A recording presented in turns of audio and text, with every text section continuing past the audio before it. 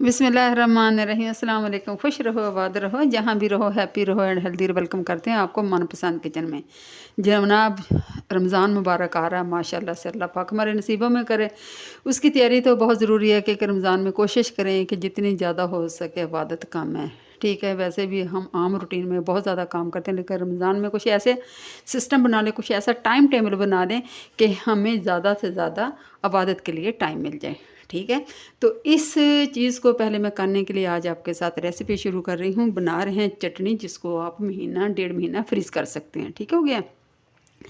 क्या है, मेरे पास एक अदद फ्रेश लीमू है, फ्रेश मेरे पास पुदीना है।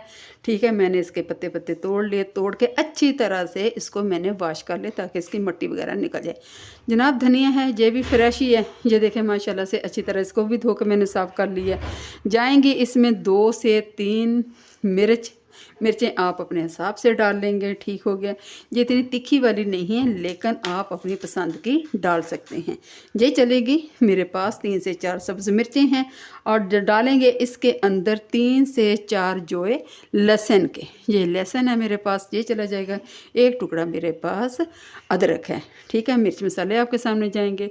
एक नींबू का रस डालेंगे, ये भी जनाब फ्रेश है, तोड़ा हुआ। घर की जो आम चीज़ें होती हैं ना, वो तो घर में के लॉन में लगा लें तो ज़्यादा बेस्ट होती हैं, तोड़ी और आराम से खा लें। ठीक है जी, रेसिपी स्टार्ट करते हैं हम लोग।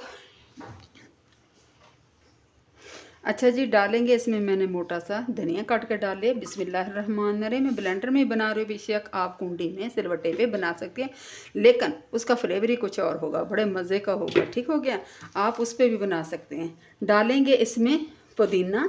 ठीक हो गया। और जो मिर्चें मैंने काटी हैं, लहसुन अदरक है, वो भी मैंने काट के बीच में डाल दिया ताकि पीसने में हमें आसानी हो। ठीक हो गया, ये चला गया। मिर्च मसाले जनाब आपके सामने डालेंगे बहुत अच्छे, क्योंकि सब्ज़ मिर्च हमने डाल दी है। ज़्यादा मसाले मैं नहीं डालूँगी। इसमें डालेंगे जनाब हम 1 चम्मच मेरे पास सफ़ेद ज़ीरा है, 1.5 चम्मच काला नमक है, लेकिन आप अपने टेस्ट के मुताबिक ले लें। 1 छोटा चम्मच टीस्पून मेरे पास अजवाइन है। ये तीनों मसाले मैं डालूँगी। ठीक हो गया। बिस्मिल्लाहिर्रहमानिर्रहीम। ये चले गए। ठीक हो गया। अच्छी तरह प्लेट को साफ़ कर लिया करें, इसी से जनाब जायका आता है। ये चले गए। डालूँगी इसमें इमली का एक छोटा कप, तकरीबन 4 से 5 टेबल स्पून है। इमली का पल्प है, ये मैं डाल दूँगी। ठीक हो गया। ये दूसरा पानी नहीं डालूँगी, इसी से फ्लेवर लेके आऊँगी। और मैं डालूँगी ये नींबू का रस एक अदद। इससे चटनी का कलर चेंज नहीं होगा और चटपटी बन जाएगी। मैं इंशाल्लाह ताला इसमें डालती हूँ नींबू। अच्छा, ये सारी चीज़ें मैंने डाल ली हैं। अभी मैं क्या करूँगी, इसका ढक्कन लगा के इसको अच्छी तरह से मैं ब्लेंड कर लूँगी। ठीक है, अच्छी सी चटनी बनाती, फिर क्या करना है, फिर इंशाल्लाह आपसे मिलते हैं। अच्छा जी, अल्हम्दुलिल्लाह चटनी हमारी बन गई है। आप देखें माशाल्लाह कितनी अच्छी खुशबू आ रही है।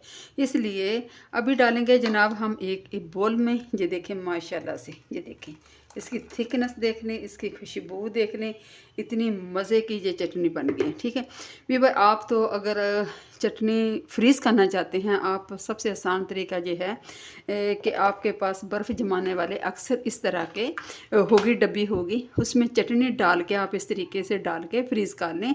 तकरीबन 2-3 घंटों में फ्रीज़ हो जाएगी। उसको निकालें, किसी जिप लॉग में शॉपर में बंद करके रख दें, या किसी वैसे भी डब्बे में वो ये निकालें। रोज़ 2 निकालें, दही में मिक्स करें, पकौड़ों समोसों जिसके साथ मर्ज़ी खा लें, बहुत मज़ेदार होगी। ठीक है, क्योंकि मैंने अभी बनाई है और हमने पकौड़ा वगैरह के लिए इस्तेमाल करनी है, तो इंशाल्लाह ताला ये देखें माशाल्लाह कितनी अच्छी सी बन गई है।